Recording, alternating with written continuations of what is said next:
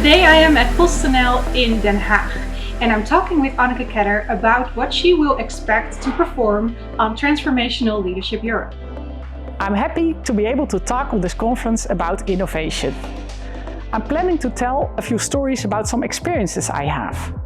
I did work at KPN, at TomTom, at Coolblue, at Jumbo, and currently I work at PostNL as CTO. I'm planning on telling a few stories about things that didn't go so well, because you learn the most when you have to adapt your plans. So for example, the time that I was working at Coolblue and we grew a little bit too fast. And we had to adapt our plans to that and learn from our teams and really learn to listen to them.